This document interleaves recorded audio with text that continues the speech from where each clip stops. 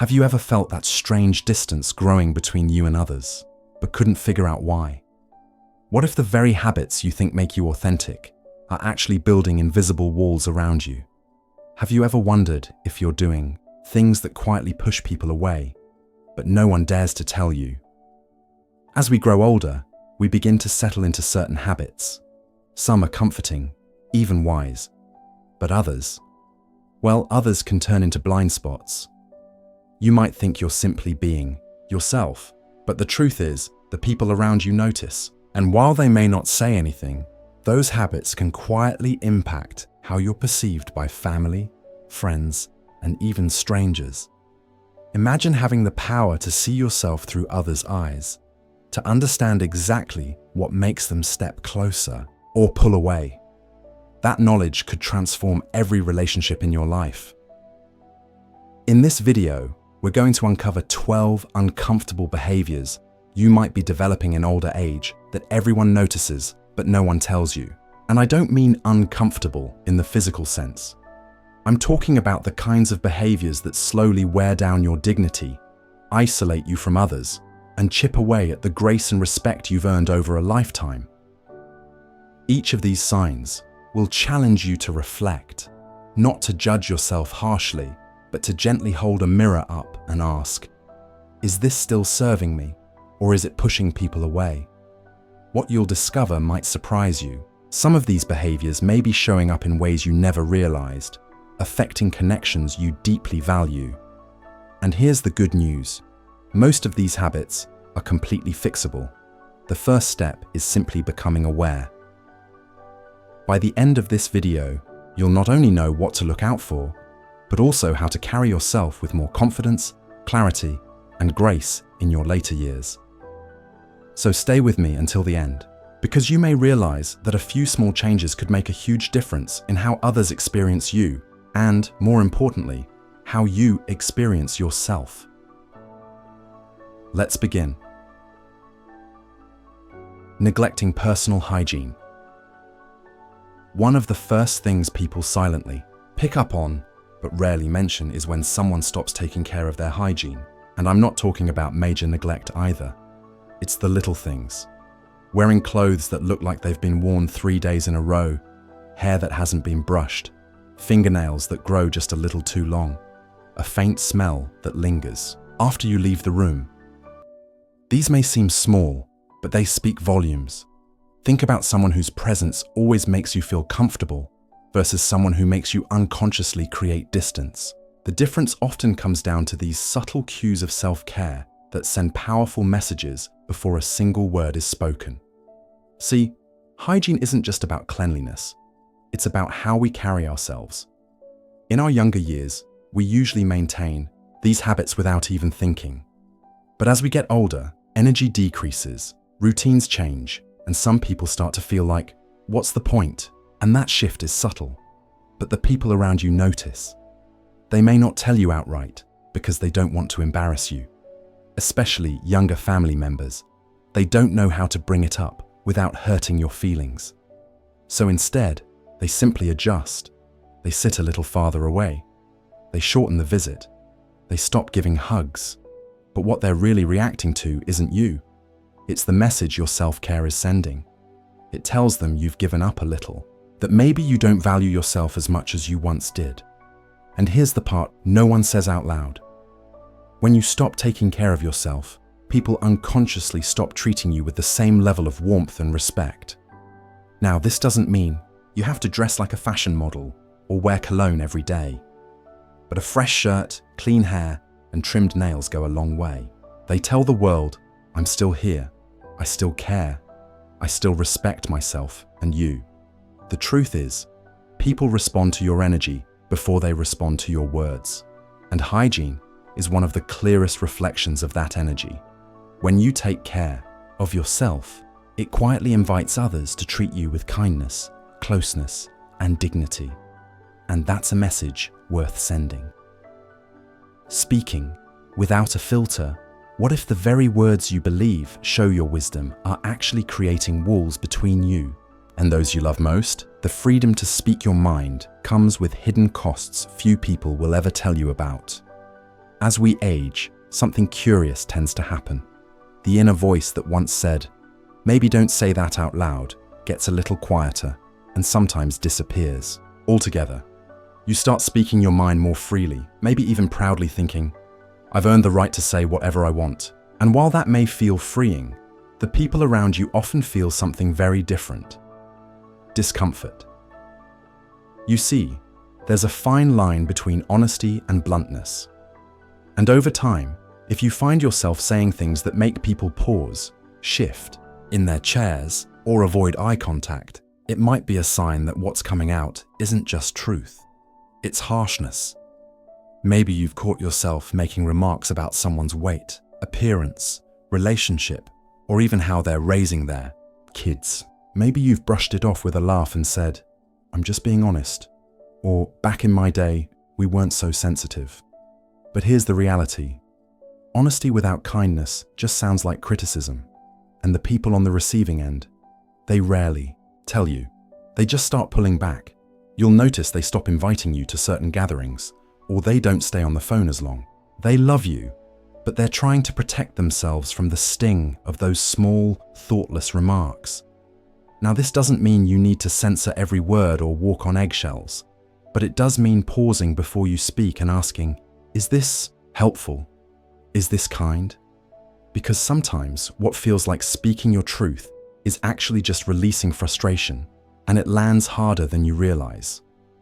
A good rule: if you wouldn't want someone saying it to your grandchild, maybe don't say it to someone else's. The beauty of growing older is the wisdom you carry. And when that wisdom is wrapped in kindness, people lean in. They listen. They respect you deeply.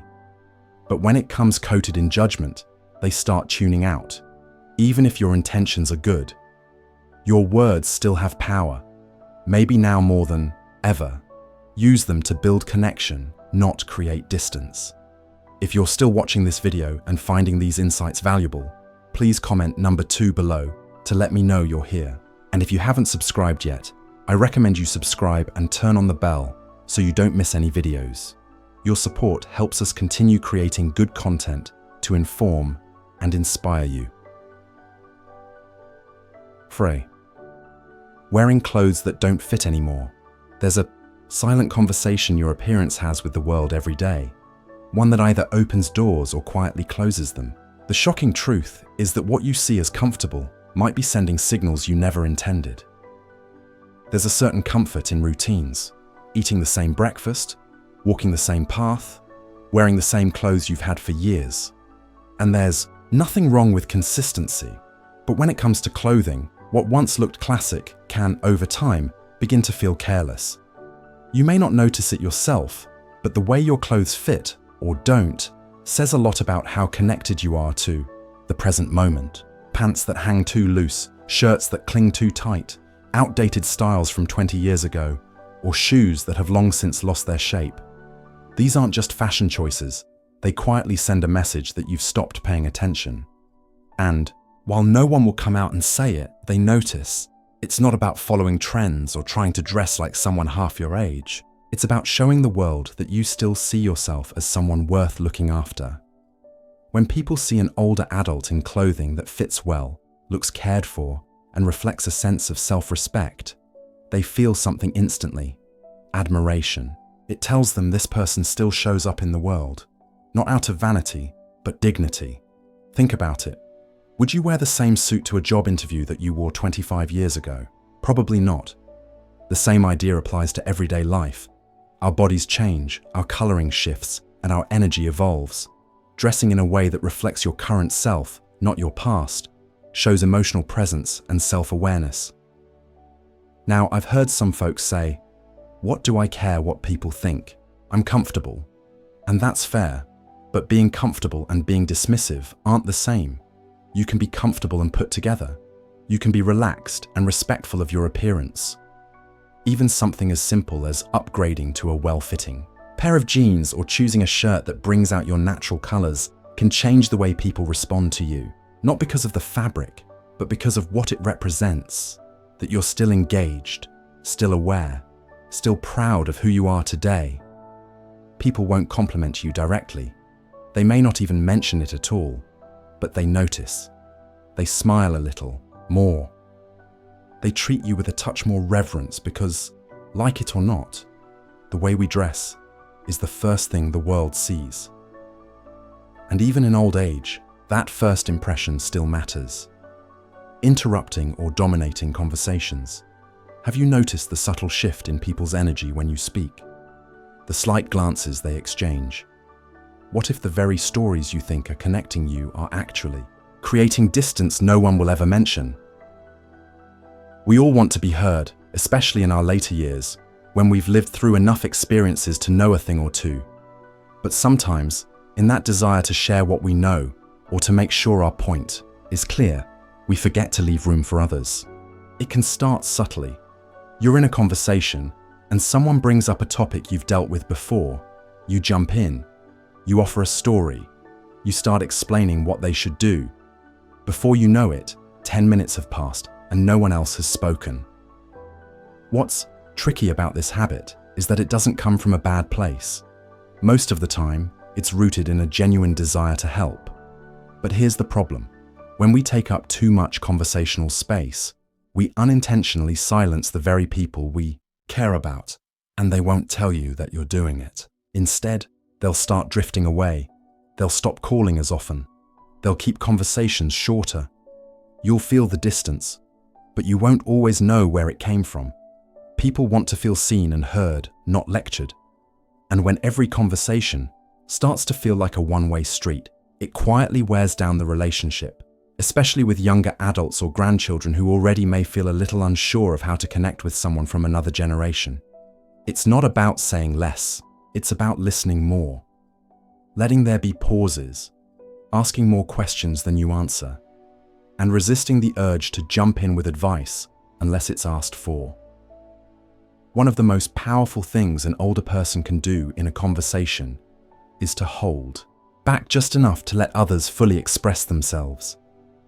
Not because you don't have something wise to say, but because they need to know that what they say matters too. And here's the irony. The less you dominate the conversation, the more people seek your input. The more you listen, the more they trust you. You become someone they want to talk to, not someone they feel they have to brace for. So next time you're in a group, or even just chatting one-on-one, pay attention. Are you truly listening, or are you just waiting for your turn to speak? That small shift in awareness can change everything. Because when people feel heard, they open up, they draw closer, and they start looking forward to the next conversation instead of dreading it. Complaining about kids. These days, imagine being able to bridge generations instead of widening the gap. What if the very comments you think show your experience are actually building barriers that keep your wisdom from reaching those who need it most? It starts as a simple observation.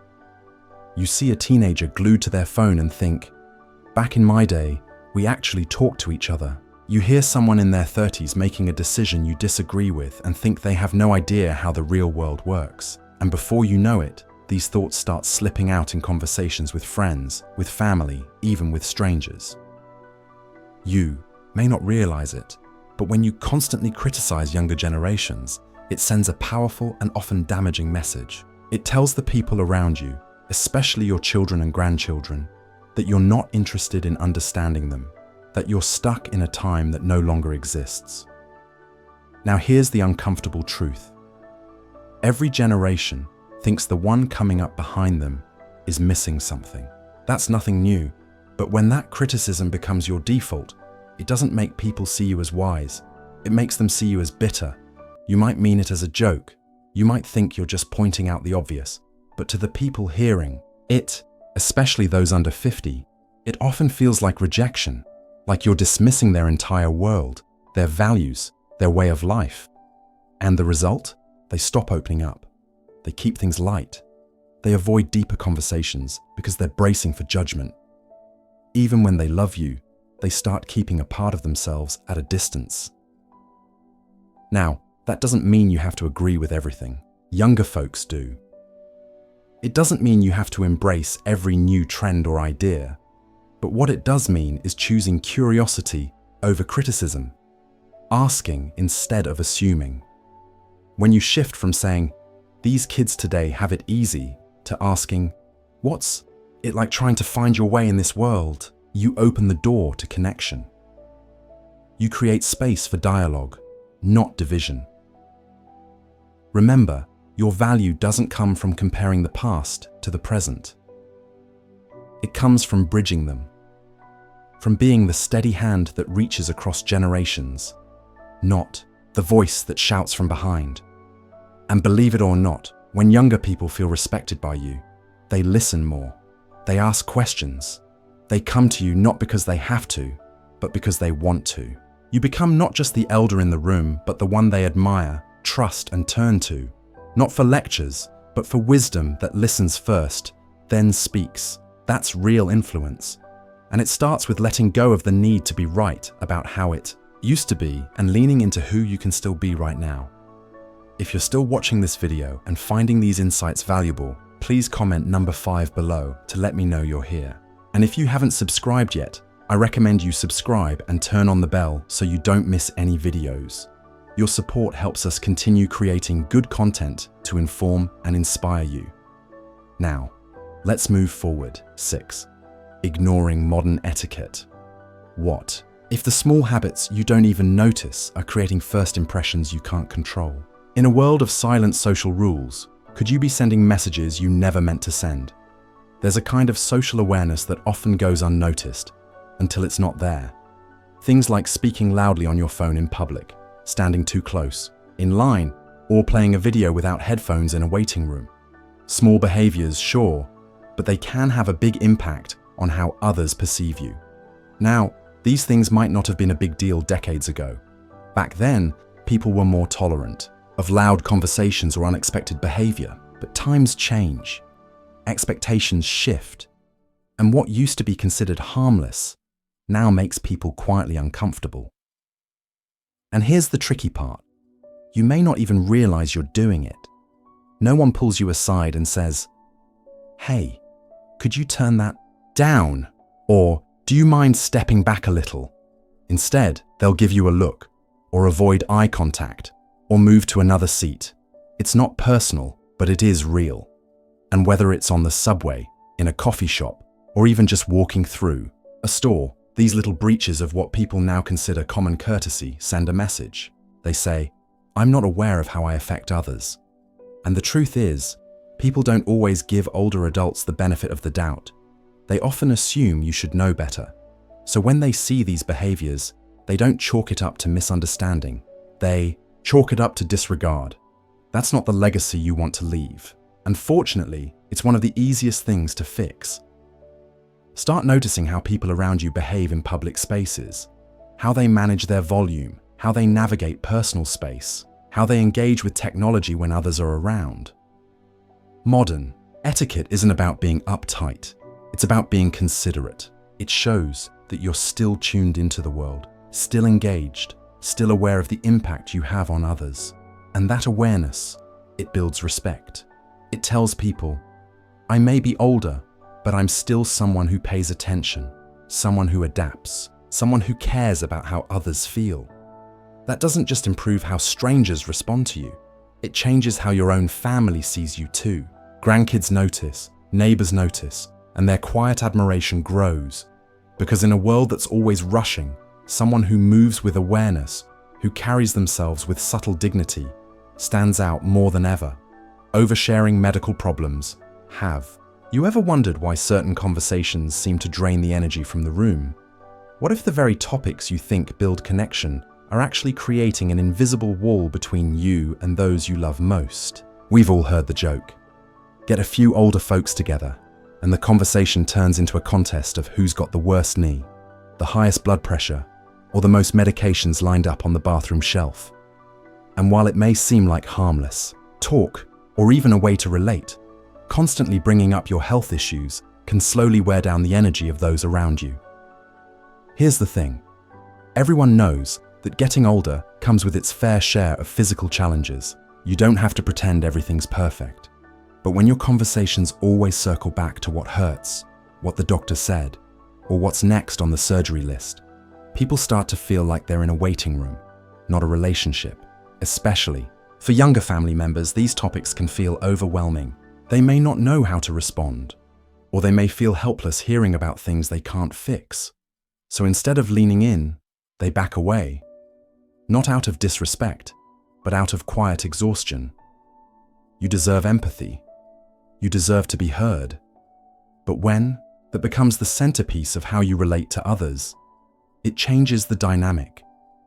It shifts from connection to caretaking, from conversation to complaint. Think about the people you enjoy being around. Chances are, they're not the ones who list every ache and pill they take. They're the ones who focus on what's still good, the ones who might mention a challenge but don't let it define the moment. Now, does that mean you should hide your struggles? Not at all. But choose your audience, choose your timing, and more importantly, choose balance. Share how you're doing, yes, but also ask others how they're doing. Talk about the book you're reading, the neighbor's garden, the bird you saw out your window, because your life is still full of stories that aren't just medical charts, and people want to connect with you, not just your symptoms. You might be surprised how much lighter your relationships feel when you stop letting your health lead every conversation.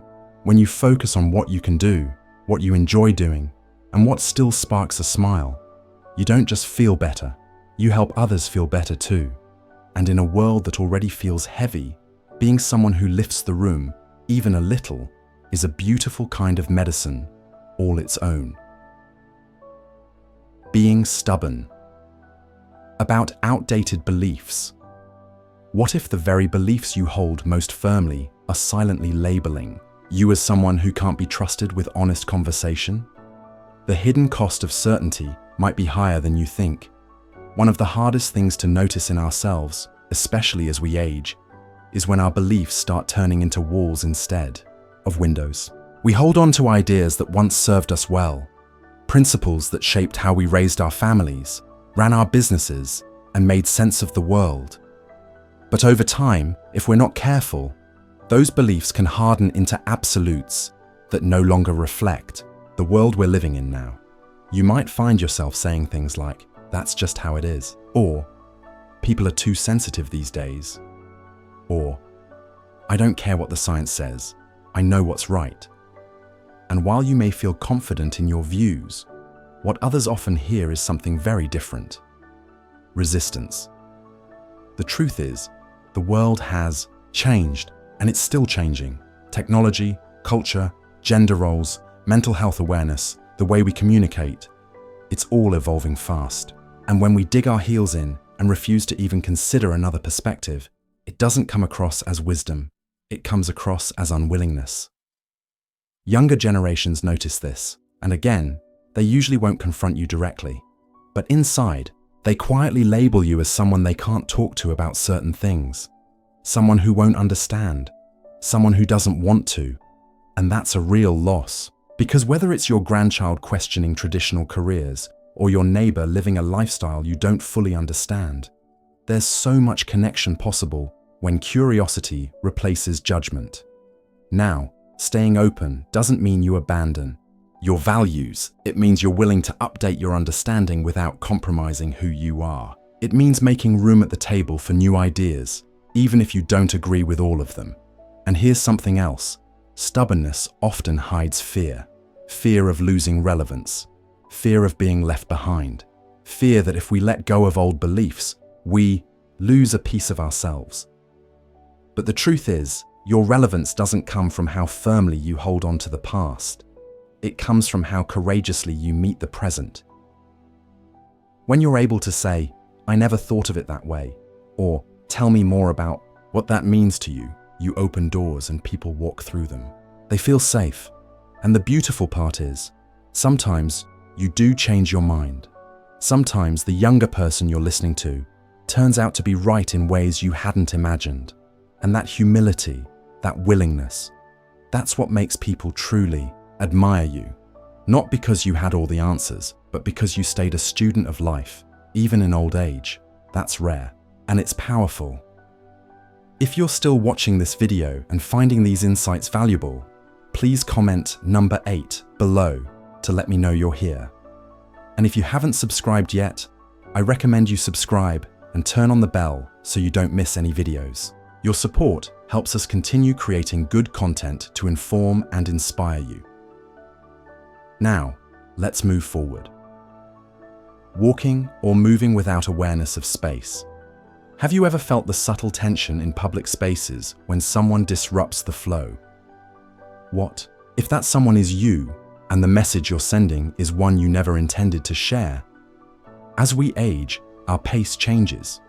We slow down a little. We might feel less steady or more careful with our steps, and that's completely natural.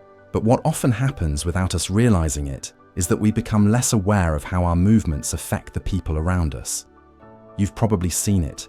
Someone standing in the middle of a grocery aisle, cart sideways, completely blocking the way, while scanning a label, or someone stopping suddenly in a busy walkway, lost in thought, or walking with a friend and slowly drifting into the path of oncoming foot traffic. Most of the time, these things happen without bad intent. You're not trying to be inconsiderate.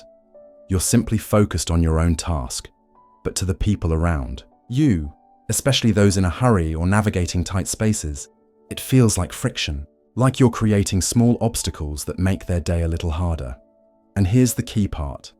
People rarely say anything. They just sigh, walk around you, maybe give a quick glance, and carry on. But over time, these small moments add up in how others perceive you. They might start to see you as that person who's always in the way, or they may silently decide to avoid situations where they'd have to walk beside you, shop with you, or navigate public spaces together, not because they don't like you, but because they feel like they have to manage you. Now I want to be clear, slowing down is not the problem. The issue is awareness. You can move slowly and still be respectful of space. You can pause to read something and still keep to one side. You can walk carefully while being mindful of the flow around you. This is especially important in places like airports, busy sidewalks, malls, or even church hallways.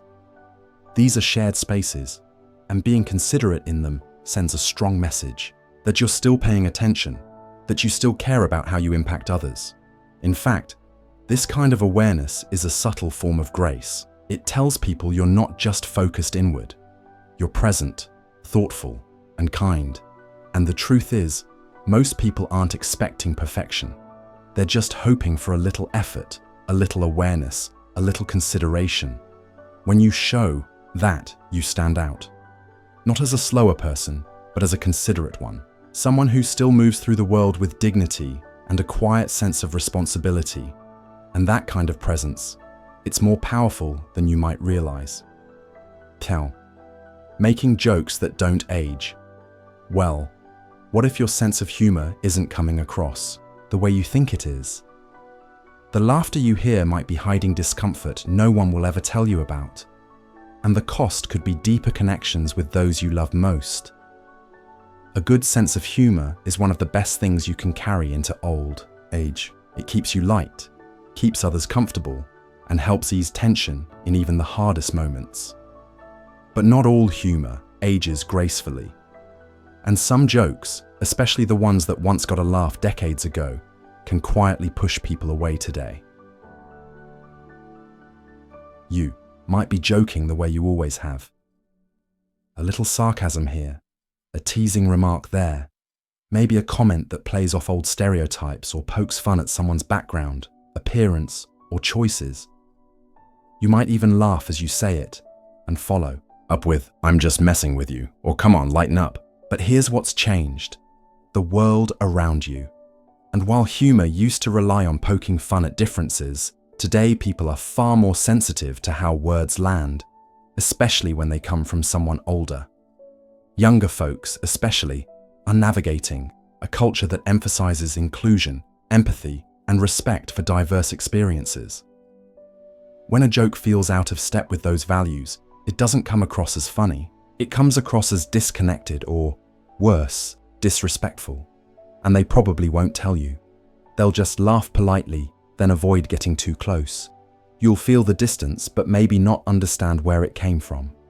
Now, that doesn't mean you have to walk on eggshells. It doesn't mean humor is off limits, but it does mean thinking twice before you default to certain kinds of jokes. Ask yourself, is this funny because it's clever or because it puts someone else down? The best kind of humor, especially in older age, is the kind that lifts people up. That brings lightness, not discomfort. That shows you're not stuck in the past, but evolving right along with everyone else. In fact, nothing builds connection faster than being able to laugh at yourself. It shows humility. It shows perspective. It shows that you're not trying to prove anything. You're just here to enjoy the moment with others. And when people see that, they relax. They engage. They start seeing you not just as the older person in the room, but as someone who still gets it. A kind sense of humor will take you far, but a humor that's thoughtful, self-aware, and a little updated for today, that'll keep the door to connection wide open at any age. Thought. Acting helpless. When you're not. What happens when convenience becomes a pattern that silently reshapes how others see your capability? The line between needing help and expecting it is thin, and crossing it can cost you more than your independence. Getting older brings real challenges. No one's denying that. There are things that used to come easy that now take more time, more care, sometimes more help. But there's a difference between needing help and defaulting to it when you don't have to. And over time, that difference becomes something people notice more than they'll ever admit. Maybe you've gotten used to saying, "Can you just do it for me?" Or, "I don't know how any of this works. I'll mess it up anyway." At first, those requests feel innocent. But when they become habits, especially for things you're still capable of doing, they can quietly start to wear on the people around. You family members might start feeling like caretakers even when you're perfectly able. Friends may notice that they're always the ones lifting, reaching, fixing, organizing. And though they might smile and say, "No problem," inside, they begin to feel something else: resentment. What's even more complex is that sometimes this behavior is subconscious. It's not laziness, it's fear. Fear of doing it wrong, fear of looking silly, fear of not keeping up. So you let someone else step in. And with each little surrender, your independence slips just a bit more. But here's the truth. People admire effort more than perfection. They'd rather see you try and struggle a little than give up altogether. Your children, your grandchildren, even your neighbors, they feel proud when you show you're still in the game, that you still want to learn, move, participate. And when you ask for help only when you truly need it, they trust you more. They don't feel like they're being manipulated or taken for granted. They feel honored to step in because they know it comes from a place of honesty, not habit. Maintaining your sense of agency isn't about pretending you're 30 again. It's about showing up with what you can do, asking clearly for what you can't, and respecting the line between the two. You'd be amazed how empowered you feel when you start reclaiming the little things. Carrying your own bag, figuring out the new remote, following a recipe without asking someone to hover. These small wins build confidence. They remind you and everyone around you that age may change what you're capable of, but it doesn't take away your strength, your will, or your dignity. Because the people who truly age well aren't the ones who never ask for help. They're the ones who know when to ask and when to stand tall and say, "I've got this." 12. Pretending you're always right. What if the wisdom you've earned over decades is being overshadowed by something you don't even realize you're doing? There's a hidden reason some people seem to listen more intently to others, and it's not about age at all. We all like to feel we've earned our place at the table, especially after decades of life experience, hard choices, and lessons learned the long way. So it's understandable that at a certain point, many older adults feel like they've got the answers, that they've seen enough to know how things work, and in many cases, they do. But here's where it gets tricky.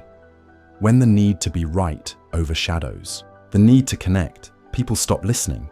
It might show up in small ways.